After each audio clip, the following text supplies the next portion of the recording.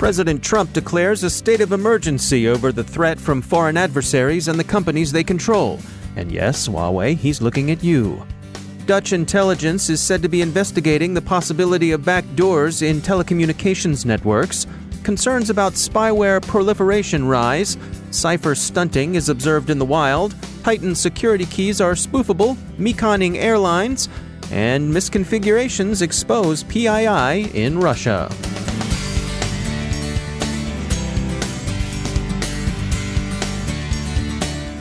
Now a moment to tell you about our sponsor, Observit. The greatest threat to businesses today isn't the outsider trying to get in. It's the people you trust, the ones who already have the keys. Your employees, contractors, and privileged users. According to a recent CA Technologies research report, 53% of organizations confirmed insider attacks within the last 12 months. Can you afford to ignore this real and growing threat? With Observit, you don't have to. See, most security tools only analyze computer, network, or system data. But to stop insider threats, you need to track a combination of user and data activity. Observit combats insider threats by enabling your security team to detect risky activity, investigate in minutes, effectively respond, and stop data loss. Want to see it in action for yourself? Try Observit free, no installation required, at observit.com/cyberwire. That's observit.com/cyberwire. And we thank Observit for sponsoring our show.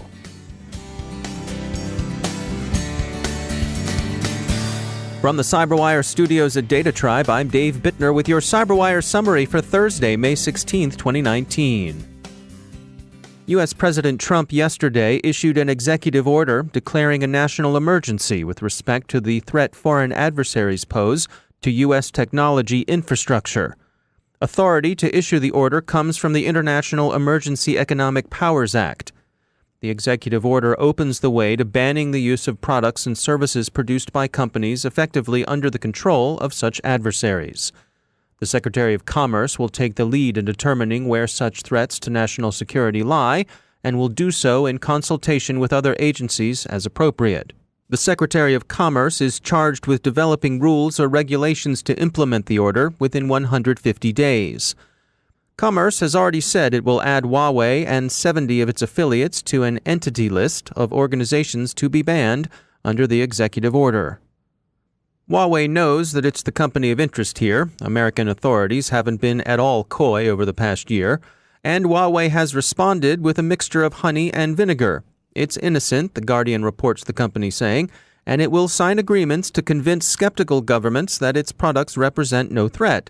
Besides, none of you can really afford to do without us. That's the vinegar. The offer to sign undertakings not to engage in espionage on behalf of the Chinese government has been in play for some weeks, and Huawei has negotiated confidence-building inspection and disclosure agreements with other governments.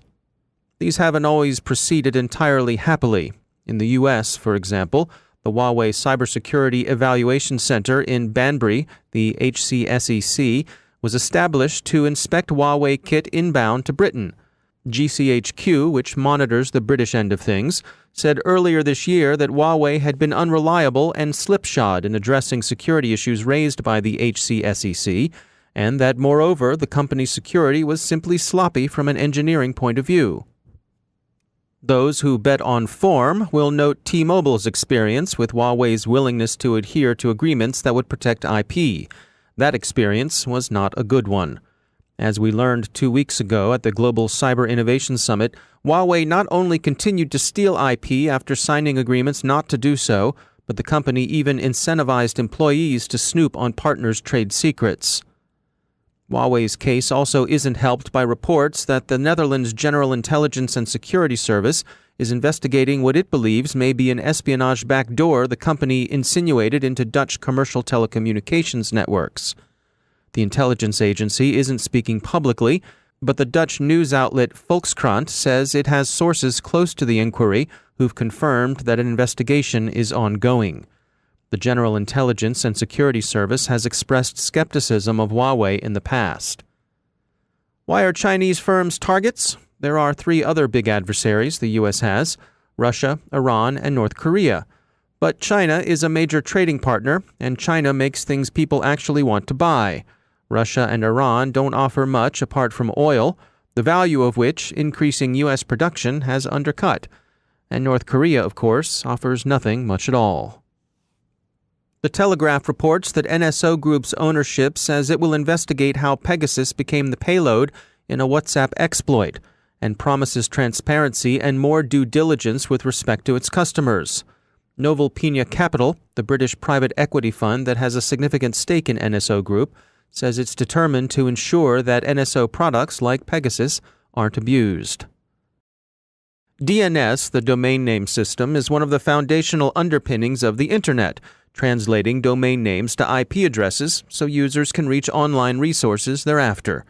But DNS isn't immune to attack, and lately it's been in the crosshairs of a number of bad actors.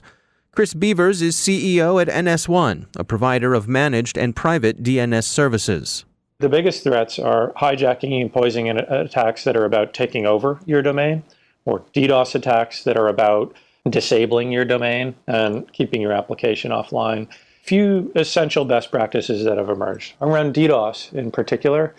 First of all, don't power your own internet-facing DNS, right? It now requires, if you want to be defended against these large-scale DDoS attacks, a huge investment in network infrastructure, DDoS mitigation capability, and so on. And there are companies in the managed DNS space in particular that are making gigantic investments in their network infrastructure and mitigation technologies and DNS software to defend against the scale and complexity of attacks that we're seeing today.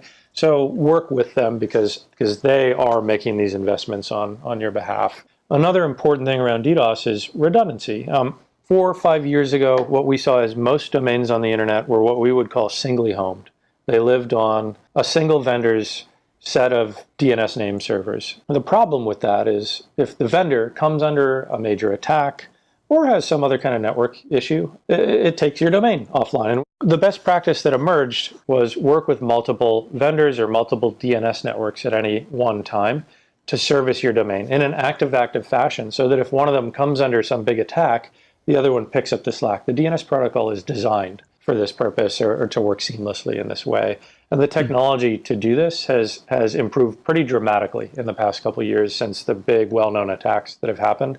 There are vendors in the market today that can deploy multiple physically independent networks for you to introduce redundancy and protect against DDoS attack.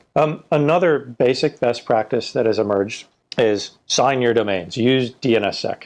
DNSSEC is an extension of the protocol, as we spoke about, that's been around for more than a decade now. But much like IPv6, it's taken a long time for it to gain adoption. The incentivization hasn't always been there, and in particular, it's been hard to implement in the past. Now, we're seeing these active threats like those identified by the Talos Group at Cisco or by FireEye and CISA at Department of Homeland Security so far in 2019. These threats are real, they're happening. That should provide some incentivization to protect your domains. It's a brand motivation, right? If your domain is hijacked and your customer's data is stolen, these days it's on you because the technology is there to protect your domain. And in particular, you will find multiple vendors in the managed DNS ecosystem today that make DNSSEC as easy as pushing a button. So go push the button. It's really important now. And then the final sort of area that I encourage everyone I'm speaking with to go audit and investigate is access controls and management of their domains. This is how some of these hijacking attacks are really happening today. It's weak passwords, it's lack of two-factor authentication on access to DNS management systems or registrars. And the other really important piece of this is, not just access controls, but monitoring changes that are happening in your domains. Is somebody changing really important DNS records like your mail server records or the NS records that point your domain at particular name servers or the signing keys if you've implemented DNSSEC. And modern managed DNS vendors in particular provide APIs or integrations with your SIEM so that you can get updates instantly when changes are happening to those important DNS records in your domain and drive alerts off of those in your SOC or with your security team. So those are the three basic things: redundancy for DDoS, sign your domains with DNSSEC, and best practice control plane security and monitoring. That's Kris Beevers from NS1. Researchers at security firm Proofpoint have released a study of TA-542, which they call a prolific threat actor. TA-542's signature project is Emotet, which has gone through 4 versions. Emotet emerged in May 2014 as a banking Trojan. Since then, it's evolved. Now, in 2019, Emotet has become a system for delivering other malicious payloads. How is it distributed? It will surprise no one to hear that it spreads by social engineering. Akamai has observed an increase in Cipher stunting, a method by which attackers finagle their encryption traffic in order to avoid detection. The security firm says it's seen that attackers, quote, on a scale never seen before, end quote, are using automatically varied permutations of the initial handshake request, the client hello packet, in order to obscure their trail, making it appear that the requests are coming from a large number of distinct systems. This tends to defeat attempts to fingerprint such communications, and fingerprinting has been a useful way of recognizing malicious traffic. Researchers at Northeastern University point out the possibility that hostile actors could use bogus signals to divert commercial aircraft. Such deception is an old possibility. It's traditionally called Meaconing, and it goes back to the earliest days of radio-aided aerial navigation. But the increased dependence of aircraft on such navigational systems does seem to raise the stakes. Google has warned that its Titan Bluetooth security keys, widely used for two-factor authentication, can be hijacked by attackers within Wi-Fi range. Mountain View is offering replacement hardware, said to be proof against this particular hack. A joint EU-US investigation has resulted in the indictment of 11 hackers in connection with the use of the Gaznim banking Trojan. The gang was widely distributed, but Eastern European, 5 in Russia, 2 in Ukraine, 2 in Georgia, and 1 each in Bulgaria and Moldova. Their U.S. indictment was filed in the U.S. District Court for the Western District of Pennsylvania. 5 are in custody, and 2 of them will face trial in Georgia. 6 are on the run. Call it misconfiguracja. Why not? It's misconfigure in Russian, and that's what seems to have happened to some official Russian databases recently. The Russian NGO Informational Culture says it's discovered the personal data of some 2.25 million Russian citizens knocking around on the internet. The people affected range from the ordinary Ivans and Ivankas up to some pretty high-level bigwigs, and their stuff is out there where any Joe Lunchbucket or Janie Sixpack can scoop it up. Roskomnadzor, the government's information watchdog, is doing a little whistling in the dark, saying that, well, all that info was never meant to be private in the first place, and maybe they're right. But there's really nothing to be ashamed of. The researchers blame inconsistency with respect to document management, poorly skilled IT personnel, and failure to implement data loss prevention for the exposures. And that could happen to anyone. It's happened to a lot of people. Just ask the U.S. government, which could show you a pretty cage full of similar issues at the Office of Personnel Management back in the day.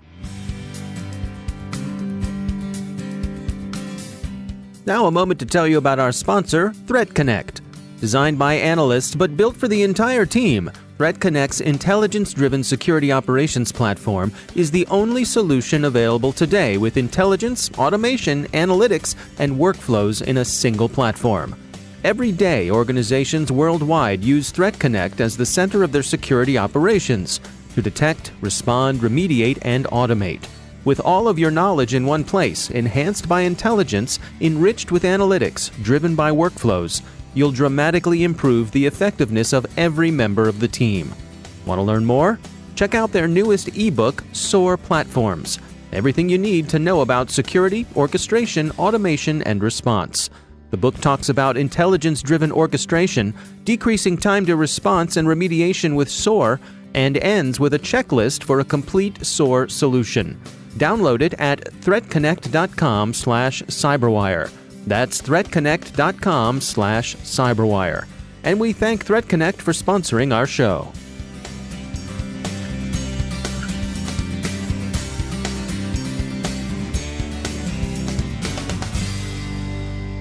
And I'm pleased to be joined once again by Emily Wilson. She is the VP of Research at Terbium Labs.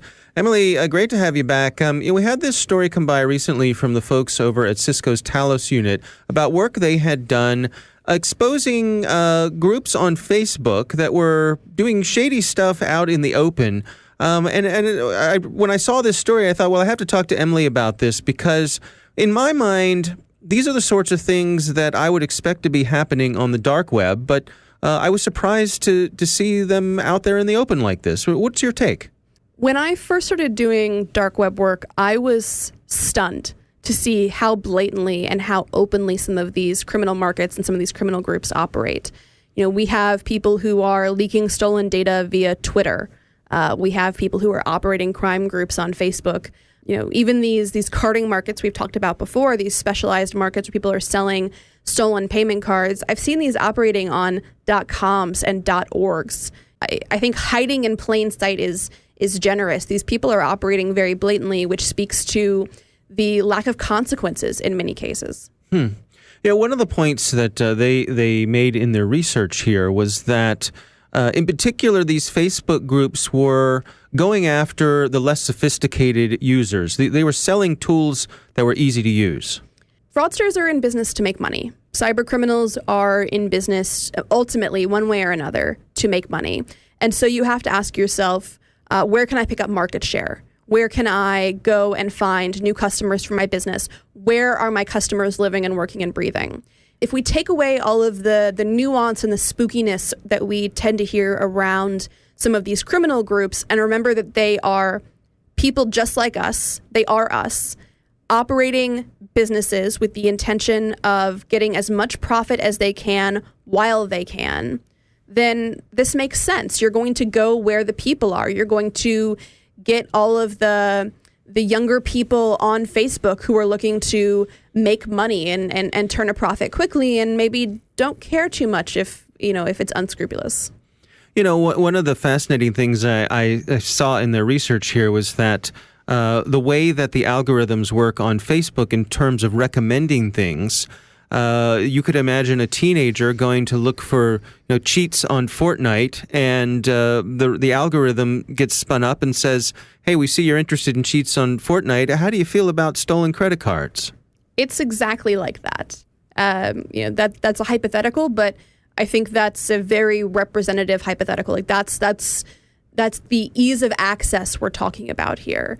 There's certainly a variety of broader conversations we could be having about the issues with algorithms, but the use of social media as a marketing tactic for criminal groups or extremist groups, we've seen this play out time and again. It's worked for neo-Nazis and white supremacists. It's worked for ISIS. Of course, it's going to work for cybercrime.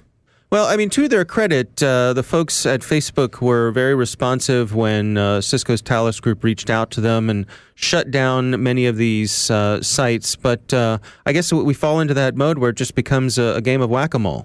Whack-a-mole is definitely what I would call it. Or, I think I've said before, cutting off the head of a hydra and you have 8 more that pop up. Shutting down these groups is a great first step. It doesn't mean that 8 more groups won't open up or that these users or these groups that got shut down won't just start over again under new names. Right. It's constantly a moving target, and we know that resource allocation is one of the more difficult challenges that these networks face. What do you go after first? And in most cases, cybercrime and certainly fraud are not going to be at the top of the list. Yeah, I suppose it's a good thing, though. Every little bit of friction that you can add here could be helpful. Every little bit of friction, and I would say every little bit of publicity. It's a double-edged sword because you don't want to call attention to people who are then going to say, oh, well, that's what I'll do this summer. I'll just go on Facebook and find some fraud rings or some cybercrime rings, and that's how I'll make my money. I won't get a regular summer job. You don't want to market it or make it look good, but you also want to draw attention to the pervasiveness of the issue and the widespread of the issue and the ease of access of this information in hopes that other organizations, whether we're talking about law enforcement or government or what have you, are going to say, okay, here's an easy way we can go after some of these groups and shut them down. Here are some things we can tie back into the work that we're already doing to lessen this issue. You want to let people know how bad it is so people can help and hopefully not recruit too many new criminals in the meantime. All right. Well, Emily Wilson, thanks for joining us. And that's the CyberWire. Thanks to all of our sponsors for making the CyberWire possible, especially our supporting sponsor, Observit, the leading insider threat management platform. Learn more at observit.com. The CyberWire podcast is proudly produced in Maryland out of the startup studios of Data Tribe, where they're co-building the next generation of cybersecurity teams and technology. Our CyberWire editor is John Petrick, social media editor Jennifer Iben, technical editor Chris Russell, our staff writer is Tim Nodar, executive editor Peter Kilpie, and I'm Dave Bittner. Thanks for listening.